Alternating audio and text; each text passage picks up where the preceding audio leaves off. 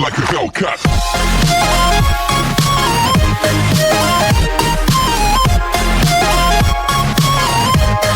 अभी तक हमने देखा कि हैजिन मीमो के लव प्रपोजल को रिजेक्ट कर देता है क्योंकि उसे लव ट्रायंगल्स बिल्कुल भी पसंद नहीं, जिस वजह से मीमो को काफ़ी बुरी तरह दिल टूटा।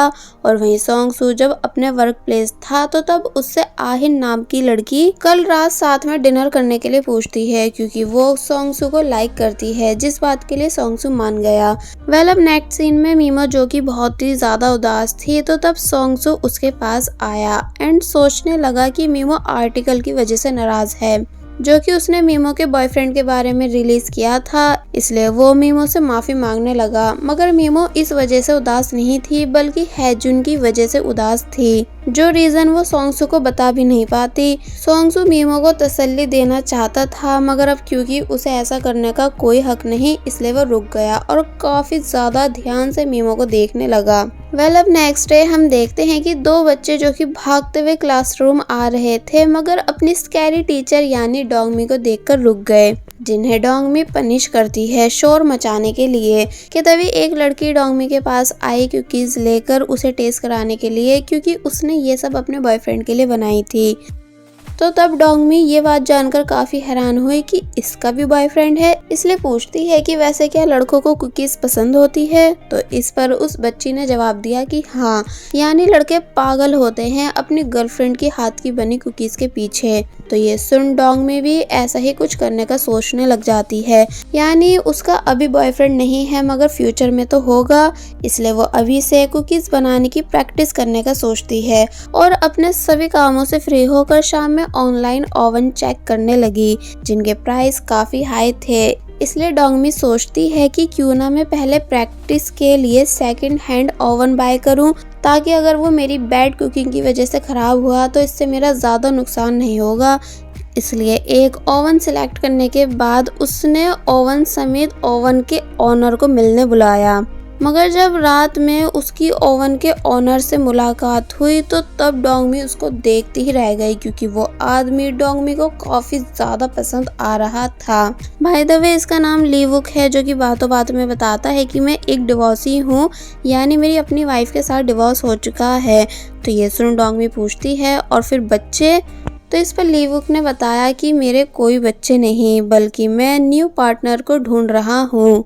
तो ये सुन डोंगमी काफ़ी ज़्यादा खुश हो जाती है, जैसे उसे फाइनली अपना लव मिल गया हो। इसलिए रात में वो मीमो को भी सबके बारे में बताने लगी, जिस पर मीमो बोलती है कि ठीक है, अगर तुम्हें वो पर्सन पसंद आ रहा है मगर इतनी जल्दी उसकी बताई हुई बातों पर यकीन मत करना और ना ही कभी उससे उसका डिवोर्स का रीज़न पूछना, क्योंकि ये एक डिवोर्सी के लिए बताना काफ़ी मुश्किल होता है। डोंगमी कहती है कि ठीक है, मैं ऐसा ही करूँगी, मगर फिर सोने से पहले पूछने लगी कि क्या तुम एम्बैरेसिंग फील कर रही हो उस डॉक्टर से रिजेक्ट होने के बाद। तो इस पर मीमो कहती है कि हाँ, मुझे बहुत बुरा फील हो तो रहा है मगर अपने मन में कोई बात छुपाने से अच्छा है उसे सामने वाले को बता देना, इसलिए मैं आफ्टर रिजेक्शन भी खुश हूँ।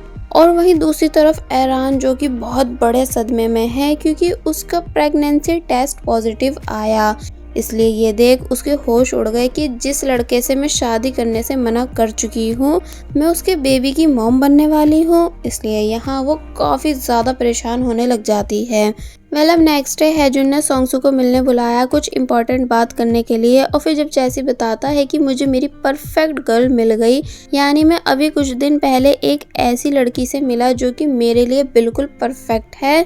तो ये सुन सोंगसू हैजुन को कांग्रेट्स करने लगा, मगर जब जैसे ही पता चलता है कि वो लड़की और कोई नहीं बल्कि मीमो है तो ये सुन सोंगसू के होश उड़ गए कि कौन, मेरी वाली मीमो, यानी वही जो पहले मेरे स्कूल में थी। तो इस पर हैजुन हाँ में जवाब देता है एंड पूछता है कि क्या तुम मीमो को पसंद करते हो, अगर हाँ तो मैं तुम दोनों के बीच नहीं आऊँगा क्योंकि मुझे लव ट्रायंगल बिल्कुल भी पसंद नहीं है। तो ये सुन सोंगसू कुछ नहीं बोलता बल्कि काफ़ी ध्यान से कुछ सोचने लगा। तो तब हैजुन कहता है इसका मतलब तुम्हारे दिल में उसके लिए फीलिंग्स हैं, है ना। कि तभी सोंगसू ने ना में जवाब दिया कि नहीं, ऐसा कुछ भी नहीं। यानी वो सिर्फ मेरी बचपन में दोस्त थी, इससे ज़्यादा कुछ नहीं है। तो तब हैजुन कहता है तो फिर ठीक है, अगर ऐसा है तो फिर अब मैं मीमो को डेट करूँगा क्योंकि मैं उसे लेकर सीरियस हूँ। और फिर वहाँ से चला जाता है। जिसके जाने के बाद सोंगसू उदास हो ही रहा था कि तभी उसे इनकी कॉल आई, जो कि याद दिलाने लगी कि आज रात हम दोनों को साथ में डिनर करना है, आप भूल मत जाना। वेलम नाइट सीन में दिखाया जाता है कि मीमो अपने क्लाइंट्स अटेंड करने के बाद नेक्स्ट क्लाइंट को अंदर बुलाती है, जो कि और कोई नहीं बल्कि हैजुन था। तो तब हैजुन को देख मीमो के होश उड़ गए कि तुम यहाँ कैसे। तो इस पर हैजुन बताता है कि मैं एज ए क्लाइंट बन के यहाँ आया हूँ। मीमो बहुत बुरी तरह कांपते कांपते हैजुन के लिए टी लाई, क्योंकि वो जब जब हैजुन को देखती है काफ़ी बुरी तरह नर्वस हो जाती है, जिसकी इन सभी हरकतों को नोटिस करते हुए हैजुन एंजॉय कर रहा था।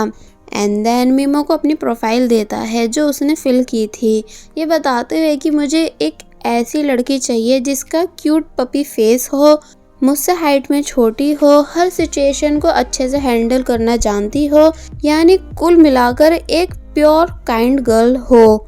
तो इस पर मीमो बोलती है कि अच्छा, इसका मतलब आपको एक ऐसी लड़की चाहिए जो क्यूट एंड इनोसेंट होने के साथ साथ समझदार और अट्रैक्टिव भी हो, ठीक आपके टेस्ट की, है ना। तो ये सुन हैजुन नॉन स्टॉप मीमो को देखने लगा, क्योंकि ये सभी खूबियाँ मीमो में हैं। मगर मीमो समझ ही नहीं पा रही थी कि आखिर ये मुझे घूर क्यों रहा है। कि तभी हैजुन खड़ा होकर कहता है कि मैं जा रहा हूँ, क्योंकि मुझे लगता है कि यहाँ मेरा काम नहीं बन पाएगा, और तुम अपनी आइज़ ठीक कराओ क्योंकि ये बहुत बड़ी हैं, एकदम फटी हुई, जिनकी वजह से मैं सही से बात भी नहीं कर पा रहा। और फिर वहाँ से चला जाता है। तो तब मीमो हैरानी से कहने लगी कि आखिर ये था क्या, यानी क्या ये कोई मजाक हो रहा है जो ये मेरे ही प्लेस आकर मुझे इतना कुछ सुना गया, वो भी मेरी आइज़ के बारे में। और वहीं हैजुन बाहर आकर मुस्कुरा रहा था, क्योंकि उसका मोटिव मीमो को अपनी प्रोफाइल देने का था, ताकि अगर मीमो हैजुन के लाइक और डिसलाइक के साथ ओके है तो तब वो बात को आगे बढ़ा सके। मगर मीमो हैजुन के इस बिहेवियर से काफ़ी गुस्सा हुई थी, इसलिए हैजुन को सबक सिखाने का सोचती है। दूसरी तरफ रात में सोंगसू फाइनली आहिन के साथ डिनर पर आ तो गया था, मगर उसका माइंड सिर्फ हैजुन की बातों में ही चल रहा था कि अचानक ये मीमो को कैसे लाइक करने लगा। मगर तभी आहिन सोंगसू से अपनी फीलिंग कन्फेस कर देती है कि वो उसे कितना ज़्यादा लाइक करती है, जिस चीज़ का सोंगसू को बिल्कुल भी आइडिया नहीं था, इसलिए वो हैरान रह जाता है। और फिर बाद में रेस्टोरेंट से बाहर आकर उसने आहिन से साफ इनकार कर दिया, ये बताकर कि माफ़ करना, बट मेरे दिल में तुम्हारे लिए कोई फीलिंग नहीं। आहिन कहती है कम से कम तुम मुझे एक चांस देकर तो देखो, मगर सोंगसू तब भी इनकार कर देता है, ये बोलकर कि तुम्हें मुझसे भी अच्छा कोई और मिल जाएगा। तो ये सुन आहिन रोते हुए वहाँ से चली गई। आहिन के लिए सोंगसू को भी काफ़ी ज़्यादा बुरा फील हो रहा था, मगर वो इस मैटर में और ज़्यादा कुछ कर नहीं सकता था। अब हम देखते हैं कि सोंगसू जब ड्राइव कर रहा होता है तो तब उसे पुरानी बातें याद आने लगी कि बचपन में 3 लड़कियां थी जो मीमो से नफरत करती थी, इसलिए उन्होंने मीमो का एक्ट खराब कराने के लिए मुझे एक ऐसा एप्पल लाके खिलाया जिसकी वजह से मेरे पेट में दर्द होना शुरू हो गया। वो दर्द इतना तेज था कि मैं खुद पर कंट्रोल ही नहीं कर पाया, बल्कि एक्ट छोड़ के वहाँ से भाग गया था, जिस वजह से मीमो की सभी के सामने बहुत बुरी इंसल्ट हुई, क्योंकि सभी लोग उसे अनलकी प्रिंसेस पुकार रहे थे। तो तब मीमो की बहुत बेइज्जती हुई। घर जाते टाइम में अपनी की हुई हरकत पे काफ़ी ज़्यादा शर्मिंदा था, क्योंकि मेरी वजह से मीमो काफ़ी बुरी तरह रो रही थी, जिसको मैं चुप कराना चाहता था मगर करा नहीं पाया। कि तभी मीमो पीछे मुड़कर मुझे वहाँ से जाने को बोलती है, क्योंकि अब वो बिल्कुल भी मेरी शक्ल देखना नहीं चाहती थी, इसलिए उसने मुझे काफ़ी कुछ सुनाया। मैं भी बहुत बुरा फील करने लगा, क्योंकि मैंने कभी इमेजिन नहीं किया था कि मैं अपनी चाइल्डहुड क्रश का दिल तोड़ दूंगा। इसलिए जब कुछ दिन तक मीमो स्कूल नहीं आई तो तब मैं उसके फेवरेट फ्लावर्स लेकर उसे मनाने पहुंचा, मगर वहां मैंने देखा कि अब मीमो का कोई और दोस्त बन चुका है, यानी मीमो स्कूल चेंज कर चुकी थी और नए दोस्त बना चुकी थी, जिस बात का मुझे बहुत बड़ा सदमा पहुंचा। एंड मेरी लव स्टोरी का यही दी एंड हो गया। इसलिए इन सभी बातों को प्रेजेंट में याद करते हुए सॉन्गसू खुद से बोलता है कि मैं एक बार मीमो को खो चुका हूँ, मगर अब दोबारा उसे किसी और की नहीं होने दूंगा। और वहीं मीमो हैजुन की बिल्डिंग आई हैजुन को उल्टा सीधा सुनाने, मगर हैजुन मीमो को दूर से देख मन ही मन काफ़ी ज़्यादा खुश हो रहा था। और फिर मीमो के पास आकर उससे उसके वहाँ आने का रीज़न पूछता है। मीमो गुस्से से बोलती है कि अभी मेरी कंपनी यानी ब्रेव वेडिंग में साइन अप करो, क्योंकि ये कोई तरीका नहीं होता कि तुम अपनी प्रोफाइल देने के बाद साइन अप करने से इनकार करोगे, कि जैसे हमारी कंपनी खराब है और तुम जैसे हाई प्रोफाइल डॉक्टर्स के लिए नहीं। तो तब हैजुन ने मीमो को टीज करना शुरू कर दिया, मगर मीमो कुछ भी समझ नहीं पा रही थी, क्योंकि उसे ये लग रहा था कि हैजुन उसका मजाक उड़ा रहा है। इसलिए मीमो फुल गुस्से से बोलती है कि अभी साइन अप करो। तो तब हैजुन ने बताया कि मैं ऐसा इसलिए नहीं कर सकता क्योंकि मैं ऑलरेडी अपने लिए परफेक्ट गर्ल ढूंढ चुका हूँ, जो कि वो तुम हो, यानी मैं तुमको डेट करना चाहता हूँ। हाँ मीमो। तो ये सुन मीमो के होश उड़ गए, क्योंकि उसने बिल्कुल एक्सपेक्ट नहीं किया था कि हैजुन ऐसा कह देगा। इसलिए पूछती है कि क्या मैंने कुछ गलत सुना, यानी कहीं तुम मजाक तो नहीं कर रहे, क्योंकि लास्ट टाइम तुम ही ने बोला था कि मैं बिल्कुल भी खास नहीं जिसे तुम डेट कर सको। ऊपर से तुमने लव ट्रायंगल का भी रीज़न दिया था। तो तब हैजुन ने जवाब दिया, मगर अब मैं कंफर्म कर चुका हूँ कि तुम्हारे और मेरे बीच कोई तीसरा नहीं, इसलिए मैं इस रिश्ते को आगे बढ़ाना चाहता हूँ। कि तभी सॉन्गसू भी हैजुन की बिल्डिंग के बाहर आ गया, मगर तभी इन दोनों को दूर से देख के रुक जाता है। मीमो शॉक हुई थी, इसलिए हैजुन से उसे पिंच करने को कहती है ताकि मीमो को यकीन आ सके कि ये सब सच है। मगर हैजुन ऐसा नहीं करता, बल्कि डायरेक्ट मीमो को गले लगा लेता है और पूछता है कि क्या अब तुम्हें यकीन आया कि मैं सच में तुम्हें लाइक करता हूँ। तो तब मीमो बहुत ही ज़्यादा खुश होती है कि जैसे आज उसे फाइनली सब कुछ मिल गया। मगर वहीं बाहर सॉन्गसू, जो कि दूर से ये सब देख रहा था, वो बहुत ही ज़्यादा जेलस हुआ, इतना ज़्यादा कि अपना टूटा हुआ दिल लेकर वहाँ से चला जाता है एंड कार में बैठकर सारा गुस्सा निकालने लगा, क्योंकि आज फिर से मीमो उसके हाथ से निकल गई। वेल मीमो आराम से बैठकर हैजुन से उसकी फीलिंग्स के बारे में पूछती है कि तुमने आखिर कब से मुझे लाइक करना स्टार्ट किया। मगर हैजुन उसे कुछ नहीं बताता, ये कहकर कि ये बात एक सीक्रेट है। और फिर वो दिन याद करने लगा जब वो कॉलेज में था, जहां हम देखते हैं कि हैजुन का दोस्त हैजुन को फोर्स कर रहा है के-पॉप आइडल एंजल्स का कॉन्सर्ट देखने के लिए। मगर हैजुन जाना नहीं चाहता था क्योंकि वो उनका फैन नहीं था। मगर जब काफ़ी फोर्स करने पर वो फाइनली अपने दोस्त के साथ कॉन्सर्ट में आया, तो वहाँ वो मीमो को देखता ही रह गया। यानी यहाँ फर्स्ट टाइम देखने पर हैजुन को मीमो इतनी ज़्यादा पसंद आई कि इस दिन के बाद से वो उसका बिग फैन बन गया था। इसलिए इस बात को प्रेजेंट में वो मीमो को बताता तो नहीं, बल्कि बस ये बोलता है कि तुम मेरी लाइफ में विंग्स के साथ आई थी। इसका मतलब हैजुन भी मीमो का पुराना लवर है, जो कि काफ़ी टाइम पहले से मीमो को लाइक करता है। इसलिए अब ये देखना काफ़ी इंटरेस्टिंग होगा कि लास्ट में मीमो मिलती किसे है, क्योंकि दूसरी तरफ सॉन्गसू का भी बुरा हाल है हैजुन और मीमो को साथ में देखने के बाद। इसलिए वो बोलता है कि मीमो गोल्डफिश कहीं की, यानी जो हमारी शादी का गवाह बना था तुम उसी के साथ फॉल इन लव हो गई हो, इसलिए अब मैं तुम्हें छोड़ूंगा नहीं। जिसके बाद अब नेक्स्ट टाइम हमें दिखाया जाता है कि मीमो जो कि खुशी खुशी से लिफ्ट में आई कि तभी सॉन्गसू भी वहां आ गया, जिसे मीमो नॉर्मली हेलो करती है। मगर सॉन्गसू, जो कि अब मीमो से बहुत ज़्यादा गुस्सा है कल वाला नज़ारा देखने के बाद, इसलिए वो गुस्से में अंदर आया। मीमो पूछती है कि तुम अपने काम पर जा रहे होंगे, है ना? तो तब सॉन्गसू ने उसे उसके काम से मतलब रखने को बोला। मीमो पूछती है कि भला आज तुम इतने ज़्यादा गुस्सा क्यों हो? तो तब सॉन्गसू उसे फिर से उसके काम से मतलब रखने को कहता है, क्योंकि वो मन ही मन मीमो से अब भी नाराज़ है। क्या तभी पूछता है, मगर आज तुम इतनी ज़्यादा रेडी क्यों हो? यानी देखो तो तुमने कितना भर भर के मेकअप और ब्लश लगाया है। तो तब मीमो जल्दी से अपना फेस ठीक करने लगी, ये बताते हुए कि मैंने पूरे 1 घंटे अपने फेस पर मेहनत की थी नेचुरल दिखने के लिए।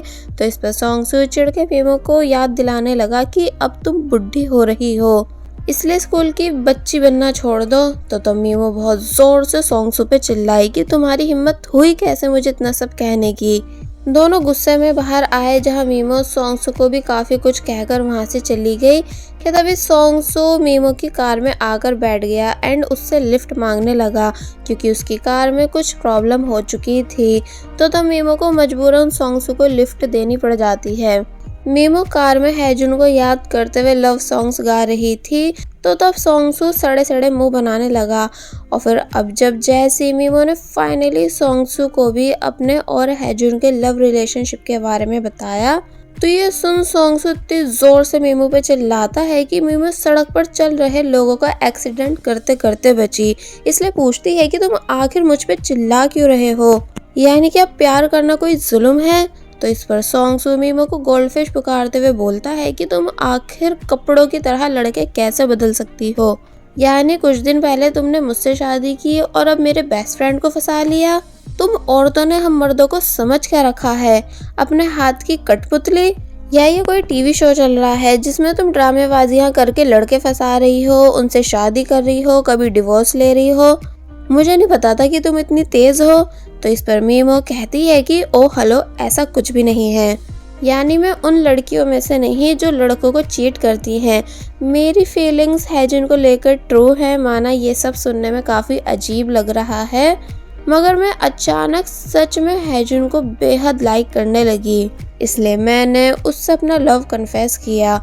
बट सरप्राइजिंगली हैजुन भी मुझे लाइक करता है, जो कि मेरे लिए बहुत बड़ी बात है, इसलिए अब मैं उसे कभी भी छोड़ूंगी नहीं। तो तब मीमो को सीरियस और खुश होता देख सोंगसू शांत हो गया और बस फिर इसी के साथ पार्ट 4 यहीं पर एंड हो जाता है। There was a time when you had me falling to the ground.